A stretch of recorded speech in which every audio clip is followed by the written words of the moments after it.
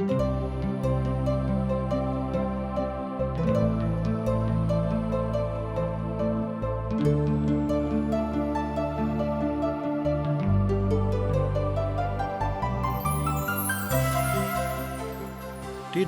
के प्रस्तुति असक इजोत बाइबल के किताब के अध्ययन अछि जे अहाँ के एक सुयोग्य मार्ग में आगा बढ़ावे में मार्गदर्शन दऽ रहल छथि आ परमेश्वर के समानता में जीवन जिय के लेल मदद करै छथि। यूहन्ना 1:12 में हमरा बता रहल छथिन, मुदा जे सब हुनका ग्रहण कयलथि हुनका परमेश्वर के संतान होबा के अधिकार सेहो भेटलनि, अर्थात हुनका जे नाम पर विश्वास राखै छथि। कृपया देखू, सुनू, जाहिसँ अहाँ एक सच्चा जीवन जियक प्रयास करू। आशा के इजोत मैथिली कार्यक्रम में हम एक बेर और अहाँ के अभिनंदन प्रभु यीशु मसीह के मीठ आ पवित्र नाम से कह रहल छी। हमर विचार अछि कि अहाँ सब खूब नीके सुखे होइब। आजुक दिन से हमरा सब एकटा और नव पोथी के अध्ययन आरंभ कर रहल छी, जे पोथी पवित्र पोथी बाइबलक एकटा महान पोथी अछि। एहि पोथी के नाम थिक श्रेष्ठ गीत, अर्थात एक पोथी के अध्ययन हमरा लोकन आजुक दिन से आरंभ कर रहलहुँ हैं। एहि छोट पोथी के पहिल पद एहि बातक बताबैत अछि जे सुलेमान एहि पोथी के लेखक छथि, जे श्रेष्ठ गीत के अलावा नीति वचन और सभोपदेशक के जाय पोथी के अध्ययन हमरा लोकन अखन तुरंत समाप्त कैलहुँ हैं लिखने छलाह वा लेखक रहते। एहि पोथी के कोनो तरह किस्सा कहानी नहीं बुझल जा सकै छै। ई परमेश्वर के पवित्र पोथी अछि, परमेश्वर के महिमा के कारण लिखल गेल अछि, परमेश्वर के प्रेरणा के कारण लिखल गेल अछि। एहि बातक सत्यता हमरा लोकन एहि पोथी के पढ़ि के देखै छी। एहि बातक हमरा सब पढ़लहुँ हैं आ यह बातक हमरा सब गोटे के सिखबाक अछि। जाय पोथी के अध्ययन हमरा लोकन आरंभ कर रहल छी वो एकटा महान पोथी अछि। एहि पोथी में लेखक परमेश्वरक बड़ाई कर रहल छथि आ परमेश्वरक महानता के साथ बखान सेहो कर रहल छथि। एहि बातक पहिल राजाक पोथी तकर 4 अध्याय के 32 पद में स्पष्ट कयल गेल अछि कि एहि पोथी के लेखक वह छथिन। हमरा लोकन एहि बातक सत्यापन कर रहलहुँ हैं। हमरा लोकन एहि बातक देख रहलहुँ हैं कि नीति वचनक पोथी में कतेक नीतिक वचन छल। एहि बातक हमरा लोकन जानै छी। तकरा बाद हमरा लोकन जानै छी कि सलोमन जाय पदक जाय नीति वचनक लिखने रहते तकरा ओ संग्रहित क क हमरा सभक लेल राखि देलखिन, जाहिसँ परमेश्वरक लोक एहि बात से आनंदित हुएक, एहि बात से फायदा उठाबेक। पहिल राजाक पोथी तकर 4 अध्याय आ तकर 32 पद बताबैत अछि कि एहिमे कतेक नीति वचन छलेक और कतेक वजन छलेक। हमरा संगे देखियौ, पहिल राजाक पोथी तकर 4 अध्याय तकर 32 पद। ओ 3000 नीति वचनक कहलनि और हुनक 1005 गीत सेहो छनि। अब तो स्पष्ट भ गेल हैत कि 1005 गीत रहेक आ तकरा बाद 3000 नीति वचन ओ बाजने रहत। एकर मतलब यह भेलेक कि ओ नहीं बाजने रहत, परमेश्वरक प्रेरणा से ओ एहि सबटा नीति वचनक संग्रहित केने रहत। मुदा जौहाँ नीति वचनक गिनती करब तऽ पाएब जे ओ 3000 नहीं अछि, मुदा 3000 सँ बहुत कम अछि। तहन हम बाजि सकै छी जे हुनक लिखै में कोनो गलती तऽ नहीं भऽ गेलै बा ओ आर कोनो बातक छोड़ि तऽ नहीं देलखिन। हम एहि बातक एहि रीति सँ सीख सकै छी कि जतेक महत्वपूर्ण बातक आवश्यकता मनुष्य जाति के जिंदगी के सहायतार्थ लेल रहेक, फायदा के लेल रहेक, ओहि सबटा बातक संग्रह कयल गेलेक और बाकी बातक पिता परमेश्वर संग्रहित नहीं कर देलखिन।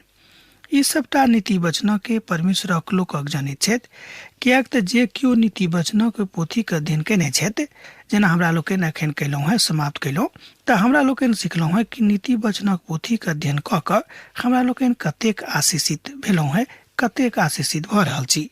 अहाँ में से बहुत केओ एहि बातक हमरा एहिठाम लिख के बतौने रहते बा अखनो बता रहल छथि कि एहि पोथी के अध्ययन सँ हमरा लोकन बहुत बातक सीख रहल छी। प्रभु हमरा सबके देलनि ई पद एक बातक कहैत अछि जे हुनक लिखल 1005 भजन रहनि विचार करियोक 1000 सँ बेसी भजन रहेक। ई बात हुनक गीतक लेखकक रूप में आनैत छथि, कियाक तऽ परमेश्वरक वचन कहैत अछि जे ओ 1005 भजनक लिखने रहथि। एकर अर्थ यह भेल जे सुलेमानक लिखल अधिकांश भजन हमरा सभक लेल अखन उपलब्ध नहीं अछि। हमरा सब तऽ कहैत छी जे हमरा सभक लग तऽ मात्र एकटा भजन अछि, मुदा सुलेमानक भजनक हमरा लोकनि एहि तरह बाजि सकैत छी कि पवित्रतम भजन ओ लिखने छलाह, कियाक तऽ पिता परमेश्वर हुनका बहुत बेसी ज्ञान देने रहनि। बा एहि पोथी में एहि बातक कैल विधाक हमरा लोकनि देखै छी जे छोट छोट भजन अछि। एहि पोथी के भजनक गीतक 5 भाग में विभाजित कैल जा सकैत अछि। एहि गीतक अहाँ जेना कि गीत संख्या 6 तकर 3 पदक अहाँ बाजि सकैत छी। हम अपन प्रेमी के थिकौं हैं।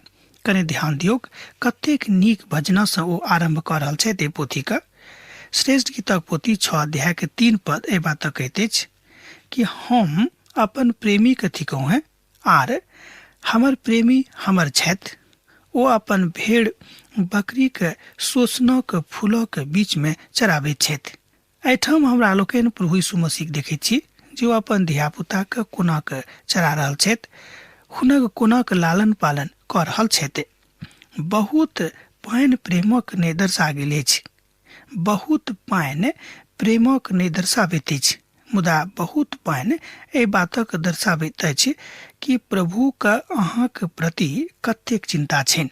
गीत संख्या के जो अहाँ आगां बढ़े देखबे तऽ पाएब कि गीत संख्या 8 तकर 7 पद अर्थात एहि पोथी के 8 अध्याय के 7 पद में एहि बातक उल्लेख मिलैत अछि। सुलेमानक गीत एकटा दृष्टात्मक गीत ने बा कोनो दृष्टात्मक कविता ने, मुदा परमेश्वर के वचनक ऊपर आधारित अछि, परमेश्वर के वाचा पर आधारित अछि, परमेश्वर के ओहि बात पर आधारित अछि जतऽ परमेश्वर ठाढ़ भऽ कऽ मनुष्य जाति के रखवाली करैत छथि, रक्षा करैत छथि, लालन पालन करैत छथि।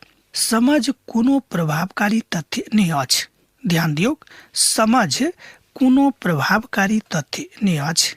आ यह बात तकलीफक सेहो भऽ जाइत अछि जहन हमरा सब अपन समझक मिला कऽ अर्थात अपन समझ सँ परमेश्वरक वचनक समझे के प्रयास करैत छी।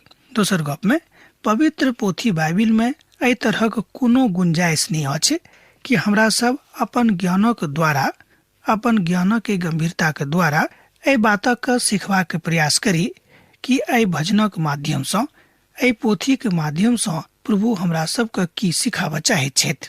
जँ हमरा सब अपन ज्ञान, अपन बुद्धि के इस्तेमाल करना आरंभ कऽ देबै तऽ हमरा सब एहि बातक नहीं सीख सकैत छी। बहुत बेर वचनक समझ स्वार्थी मनुखक स्वार्थी बना दैत अछि। दोसर गप में बहुत बेर वचनक संबंध स्वार्थी मनुख का और बेसी स्वार्थी बना दैत अछि, अर्थात वो अपना रीति सँ वचनक समझ राखैत छथि आ लोकक अपना रीति सँ बताबैत छथि, हुनक अपन चिंतन शैली होइत छनि। तहन बहुत बेर लोग उदारवादी भऽ जाइत छथि, बहुत बेर लोग कट्टरवादी भऽ जाइत छथि, बहुत बेर लोग एम्हर ओम्हर चलि जाइत छथि। मुदा परमेश्वरक वचन सोझ बताबैत अछि कि हमरा सबके गंभीर चिंतन कऽ कऽ परमेश्वरक इच्छा के अनुसार, हुनक समझक अनुसार हमरा लोकनि पवित्र पोथी के बुझि सकैत छी। एहिमे कोनो बहुत पैघ विद्वानक जरूरत नहीं अछि, एहिमे कोनो बहुत पैघ ज्ञाताक जरूरत नहीं अछि, एहि बातक बुझबाक लेल बहुत पैघ विद्वान भेनाइ कोई जरूरी नहीं अछि। अहाँ महामूर्ख भऽ सकैत छी दुनियाक दृष्टिकोण से, मुदा अहाँ परमेश्वरक वचनक बुझि सकैत छी, कियाक तऽ परमेश्वरक वचन बड स्पष्ट भाव सँ संकेतित करैत अछि। जेना कि हमरा लोकनि पतरस के देखैत छी कि वो बहुत ज्ञातात नहीं रहथि, मुदा जहन हुनका परमेश्वरक ज्ञान भेलनि तो ओहि सबटा बातक ओही तरह बुझैत छलाह जेना कि पौलुस, कियाक तऽ पौलुस ओहि कालक के बहुत विद्वान व्यक्ति में सँ एक व्यक्ति छलाह। मुदा एहि बातक समझ पतरसक लग सेहो आबि गेल रहनि, कियाक तऽ ओ बहुत पैघ विद्वान नहीं रहथि। तहन ओ लिखैत छथि दोसर पतरसक पोथी 3 अध्याय 16 पद के जहाँ देखबे तऽ पाएब कि पतरसोक ज्ञान कतेक महानता पर रहनि, कतेक पराकाष्ठा पर रहनि, ओ कतेक परमेश्वरक नजदीकी सँ बुझैत छलाह। ओही तरह ओ अपन सब पत्री में एहि बातक चर्चा केने छथि जाहिमे कतेक कथा एहन अछि जिनका बुझनाइ बड कठिन अछि और अनपढ़क आ चंचल लोकक लेल हुनक अर्थक पवित्र शास्त्रक और कथाक जकाँ खींच तान क के अपन नाशक कारण बनाबैत छथि। एहि तरह हमरा लोग देखे छी कि पतरस बाजि रहल छथि कि परमेश्वरक पवित्र वचन के खींच के आ तानि क एम्हर उम्हर ल जाके नहीं बताबियो, मुदा सोझ गप में बताबियो कि यीशु अहाँ से प्रेम करैत छथि आ हुनक आज्ञा के अहाँक मनबाक अछि। यह बात सुलेमानक श्रेष्ठ गीतक संगे लागू होइत अछि। किछु लोग बाजैत छथि जे यहूदी जे ओहिठामक छलाह, ओहि कालक छलाह, ओ सब कोनो बातक बद एम्हर उम्हर घुरा फिरा के बाजित रहथि, मुदा ई आज्ञा नहीं छल परमेश्वर के, मुदा हुनका सभक आदत रहन, ई परंपरा रहन। भ सकै कि अपन परंपरा के कारणे ई बात ओ सब अपन जिंदगी में करैत छलाह। धिया पुताक ने जाबे देर हुनक उम्र 30 बरख ने भ जेतैन, कियाक त एहिमे प्रसंग आ सलाह देवक गेल गुण आपती के। एहि तरहक एकटा भ्रांति हुनका सभक बीच में रहन। आजुओ के युग में बहुत समाज में, बहुत गांव पर हमरा लोग देखलहुं हैं, लोग कहत कि अखन हुनक उम्र 20 बरखक नहीं भेल छनि ते हुनका एठाम नहीं आनियोग। एकटा मान्यता अछि और एहि मान्यता के लोग माने छथिन, कियाक त एहि पोथी में स्त्री आ पुरुषक संबंध और प्रेमालापक के विषय में बतायल गेल अछि। एहिमे बड़ बढ़िया दैहिक संबंधक विषय में सेहो बतावल गेल अछि आ दैहिक संबंधक वास्तविक आवश्यकताक ऊपर सेहो जोर देवल गेल अछि। हमरा लोकन अखन देख रहलहुं हैं श्रेष्ठ गीतक पोथी के भावनात्मक दृश्य। एहि पोथी में काम वासनाक ऊपर, तकर आवश्यकताक ऊपर कोनो बात नहीं बतायल गेल अछि, कियाक त बहुत लोग जहन एहि पोथी के पढ़ैत छथि, जहन ओ परमेश्वरक ज्ञानक ल के नहीं पढ़ैत छथि, तहन ओहि पोथी के एहि दृष्टि से देखनाइ आरंभ क दैत छथिन। ई गलती करबाक नहीं अछि। एहि पोथी में एहि बातक स्पष्ट कयल गेल अछि जे दुनू गलत अछि। अहाँ कियाक ने काम वासना में आबि क कोनो काज करी वा कोनो काज अहाँ अनुचित रीति से करी, दुनू गप एके तरह के भेल। एहि पोथी में विवाहोपरांत जे प्रेम प्रसंग अछि तकर आवश्यकताक ऊपर जोर देवल गेल अछि। एक बेर आर सुनियोग, एहि पोथी में विवाहोपरांत प्रेम प्रसंग आ तकर आवश्यकता आ अहू से बढ़ के ओहि आवश्यकता के संबंधक बढ़ेबा के विषय में बताओल गेल अछि। अर्थात विवाहोपरांत पति पत्नी की जिंदगी, विवाहोपरांत प्रभु के संगे रहनाइ, एहि बातक एठाम बड़ स्पष्टता के साथ स्पष्ट कयल गेल अछि। अहाँक लागत जे हम बड़ अद्भुत अनुभव में छी जँ हाँ नीक रीति से परमेश्वरक पोथी के अध्ययन करबे। जहन हमरा सब एहि पोथी के दिस दृष्टि ल जाइत छी, एहि पोथी के विषय में विशेष जानकारी के प्राप्ति के इच्छा राखै छी, त कहियो कहियो युवा प्रचारक बाजत जे एहि पोथी के प्रयोग अखन नहीं करू, जहन वृद्ध भ जायब तहन एहि पोथी के अहाँ प्रयोग करबै। एक एहि बातक हमरा लग आबि के बजला है एक गोटे, कियो ई बात सत्तक थिक कि एहि पोथी के अध्ययन अहाँक जहन उम्र 60 बरख से बेसी भ जायत तहने क सकैत छी। तहन हम हुनका से कहलियन कि ई बात नहीं अछि, अहाँ एहि पोथी के अध्ययन कोनो उम्र में क सकलहुं हैं, कियाक त पिता परमेश्वर एहि बातक बड़ नीक दृष्टिकोण से बतौने छथि। अहाँ जाने छी जे हम कियाक एहि बातक हुनका कहलियन। एहिठाम एहि बातक बताबल गेल अछि कि अनुभूति या थिक कि कोनो पोथी के जहन हाँ अध्ययन आरंभ क रहल छी त ओहि में एहि बातक विषय में बताबल गेल अछि जे प्रभु के महान काज, प्रभु के वैचारिक तथ्य एहि में लागल अछि। ओहि विषय पर प्रचार आरंभ क देलहुं हैं, मुदा प्रभु हमर मदद कैलथि और हम ओहि बातक ओहि विषय के बड़ स्पष्टता के साथ हुनका बताबा में सफल भ गेलहुं हैं कि एहि पोथी के अध्ययन हमरा लोकन धिया पुता कियाक नहीं रही ओहू काल में क सकै छी। एहि से पहिने हमरा लोकन एहि पोथी के आरंभ करी अध्ययन करनाइ। प्रार्थना करियोग। आ मैं बाबू की काज छन कि अहाँ जे पोथी के अध्ययन कर रहल छी, एहि में प्रभु यीशु मसीह अहाँ के प्रेमी छथि और अहाँ प्रभु यीशु मसीह के प्रेमिका थिको हैं। एहि तरह के भाव ल क, एहि तरह के भावा विहंगम दृश्य के ल क अहाँ एहि पोथी के अध्ययन क सकै छी। एहि पोथी में प्रभु यीशु मसीह संग संबंध बनौनाइ एकटा महान काजक आरंभ करनाइ अछि। अर्थात अहाँ अपन यीशु के संगे अपन संबंध के कोना के प्रगाढ़ बना सकैत छी, एहि बातक ऊपर एहि पोथी में विशेष क जोर देवल गेल अछि। एहि पोथी के यह तथ्य थिक कि ततेक नीक अछि जाय विषय पर और केओ किछ नहि बाजि सकैत छथि। अहाँके भेंट हैत तहाँ एहि बातक बुझेबै, दोसर साहित्य में भेंट हैत तैयो अहाँ एहि बातक बुझि सकैत छी। वास्तविकता यह अछि। आजुक दिन में जतेक बात लिखल जा रहल अछि, आजुक दिन में जतेक बातक हमरा लोकनि देखैत छी, ओ सबटा बातक एहि पोथी में बतायल गेल अछि।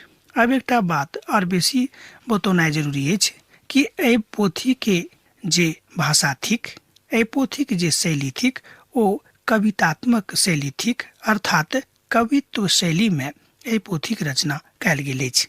तहन अहाँके बहुत बेसी एहि बातक ऊपर ध्यान राखऽ पड़त कि जे किछु अहाँ पढ़ि रहलहुँ हैं, जे किछु अहाँ कऽ रहलहुँ हैं, ओ उचित रीति से भऽ रहल अछि कि नहि। यहूदी सब सुलेमानक पोथी के विशेष कऽ कऽ एहि पोथी के सबसँ बेसी पवित्र पोथीक संज्ञा दैत छथि। तें बहुत लोक एहि पोथी के पवित्रतम पोथी के रूप में व्यवहार करैत छथिन, तकरा मानैत छथिन। विशेष अध्ययनक लेल विशेष रीति सँ एहि पोथी के ओ सब अध्ययन करैत छथि, कियाक तऽ ओ सब एहि पोथी के बहुत विशेष पोथी मानैत छथि। अर्थात ई पोथी हमरा हिसाबे संपूर्ण मनुष्य जाति के लेल एकटा विशेष पोथी अछि, जे पवित्रता के साथ प्रभु यीशु मसीह के प्रेमक, हुनक प्रेम प्रसंगक हमरा सभक बीच में प्रकट करैत अछि। कियाक तऽ हमरा सब हुनक प्रेमिका थिकौं हैं, ओ हमरा सभक प्रेमी छथि। एही पराकाष्ठा के लऽ कऽ, एही शैली के लऽ कऽ कवित्वमय शैली में एहि पोथी के रचना कयल गेल अछि। ओ एहि बातक बड़ आनंदक विषय बुझैत छलाह। एहि पोथी में अलग अलग 4 अर्थक पावल जाइत अछि। पहिल अर्थक हमरा लोकनि देखैत छी, एक बेर ध्यान दियौक। एहि पोथी में अलग अलग फरक फरक 4 अर्थ पावल जाइत अछि।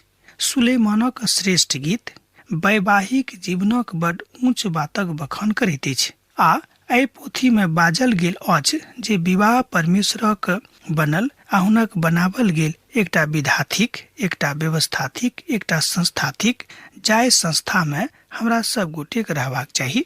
अर्थात ई सच्चाई बताओल गेल अछि कि मनुष्य असगरे बहुत दिन जिंदगी नहीं बिता सकैत छथि, हुनका एकटा साथी के आवश्यकता छनि। तें एहि तरहक विधान पिता के दिस सँ एहि संसार में बनावल गेलिक। आ यहूदी सब शिक्षा दैत छथि जे अपन स्वामी के हृदय के संतुष्ट कऽ दियौक, अर्थात अपन प्रजा के मालिक के, अपन हृदय के मालिक के संतुष्ट कऽ दियौक। यह अहाँ के काज थिक। इशारा अछि प्रभु यीशु मसीह के दिस कि हुनका अहाँ संतुष्ट कऽ दियौक, कियाक तो अहाँ के दुल्हा छथि और अहाँ हुनक दुल्हिन थिकौं हैं। एहिठाम दुल्हिनक रूप में हमरा लोकनि कलीसिया के देखैत छी, अर्थात कलीसिया पवित्र मंडली प्रभु यीशु मसीह के दुल्हिनक रूप में छथि आ प्रभु यीशु मसीह कलीसिया के दुल्हा छथि। और बेसी स्पष्ट भऽ गेल हैत। अर्थात हमरा सब गोटे के बातक ज्ञान रखबाक अछि, अर्थात पति पत्नी के बीच में जेहन संबंध होइत अछि, एही तरह के संबंध पवित्रतम शैली में हमरा सब गोटे के अपन उद्धारकर्ता के संगे रखबाक अछि। एहिठाम दैहिक संबंधक विषय में नहीं, एहिठाम आत्मिक संबंधक विषय में बेजोड़ उदाहरण एहि पोथी में देवल गेल अछि।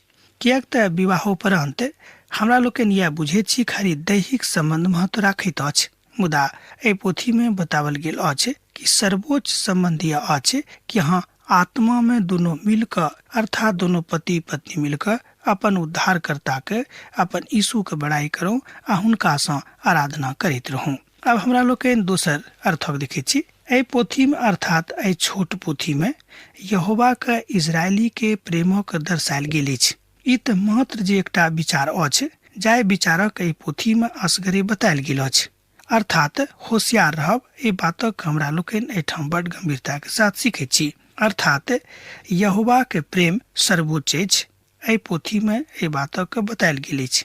यहोवा शर्त अछि परमेश्वर सँ, अर्थात इस्राएली और यहूदी एहि पोथी के अपन अपन विचार में राखैत छथि और हुनका पवित्रतम संज्ञा दैत छथि, कियाक तऽ एहिमे यहोवा के प्रेमक बड़ स्पष्टता के साथ बखान कयल गेल अछि। अब कलीसिया और 2टा तथ्य एहिमे अछि। अब हमरा लोकनि एहि पोथी के तेसर अर्थक देखैत छी। 2टा अर्थक हमरा लोकनि देख लेलहुँ हैं। तेसर अर्थ अछि श्रेष्ठ गीतक पोथी प्रभु यीशु मसीह और कलीसिया के तस्वीर अछि। ध्यान दियौक, श्रेष्ठ गीतक पोथी प्रभु यीशु मसीह और कलीसिया के तस्वीर अछि। कलीसिया त प्रभु यीशु मसीह के दुल्हन छथि। ई त नवा नियमक पोथी में बड़ मान्य तस्वीर अछि। इफिसियो पोथी तकर 5 अध्याय में ए बातक बड़ स्पष्ट कयल गेल अछि। प्रकाशित वाक्यक पोथी तकर 21 अध्याय में सेहो ए बातक स्पष्ट कयल गेल अछि। ओतऽ बताओल गेल अछि कि कलीसिया अर्थात मसीह मंडली अर्थात पवित्र लोकक मंडली, जे मंडली प्रभु यीशु मसीह के आराधना करैत छथि, एक ठाम बैस कऽ जे मंडली प्रभु यीशु मसीह के अपन सब किछु मानैत छथि, हुनके कलीसिया कहल गेल अछि। वही मंडली के कलीसिया कहल जाइत अछि। हुनक अपार प्रेमक बतौने छथि। साँझ हुए वा सुबह हुए एहि निष्कपट प्रेमक विषय में अपन प्राणनाथक लग में अहाँक हुनक नजदीकी में जेबाक अछि, यह बातक बुझबाक अछि। हे पीड़ित मन, अपन प्रभुक लग जाऊं, किएक तो अहाँके शांति देबाक लेल तैयार छथि। यह संबंधक एठाम अभिव्यक्त कयल गेल अछि। एहि पोथी में अर्थात श्रेष्ठ गीतक पोथी में अहाँक बड़ मधुर संबंधक विषय में बतायल गेल अछि। एठाम अहाँक मधुर संबंधक अर्थ यह अछि परमेश्वर के अर्थात यीशु के मधुर संबंधक विषय में बतायल गेल अछि, जे यीशु हमरा सब गोटेक संगे कयने छथि, जे यीशु हमरा सब गोटेक संगे करैत छथि, जे बड़ सत्यापित भावक प्रभावकारी बना दैत अछि आ हमरा में सँ आ अहाँ में सँ एहि बातक निकालि कऽ लोकक सन्मुख में राखैत अछि। वास्तविक अनुभव यह थिक कि परमेश्वर आ हुनक पुत अहाँ से प्रेम करैत छथि। अब एहि पोथीक हमरा लोकनि चारिम अर्थक देखैत छी। ई पोथी प्रभु यीशु मसीह के व्यक्तिगत जिंदगी के ऊपर सेहो कथा करैत अछि, अर्थात प्रभुक आत्मा अहाँक आत्मा में मिल कऽ ओहि बातक उजागर करैत अछि जे अहाँके करबाक अछि। एहि बातक ऊपर बहुत 100% एहि पोथी में बतायल गेल अछि। गलतियों के पोथी में सेहो एहि पोथी के विषय में महान बड़ाई कयल गेल अछि। अब हमरा विदा दिअ, किएक तऽ अहाँ से हमर विदा होय के बेरा भऽ गेल अछि। दोसर दिन पुनः अहाँ से भेंट हैत। पाती लिखैत रहब बिसरायब नहि। यीशु के नेह अहाँके जिंदगी में बनल रहे। आमीन। हमर विश्वास अछि कि ई कार्यक्रम अहाँके लेल लाभदायक सिद्ध अछि। हम चाहै छी कि अहाँ अपन आशीषके हमरा संग साझा करू। जँ अहाँ के नजीक बाइबल सँ आ जीवनसँ संबंधित कोनो प्रकारके प्रश्न भऽ सकै अछि तऽ अपन समस्याके लेल प्रार्थना करबाके लेल जँ चाहै छी तऽ हमरा फोन नंबर पर जरूर संपर्क कऽ सकै छी। परमेश्वर अहाँ सबके लेल एकटा सुंदर, सुखद, आनंदित दिन प्रदान करै।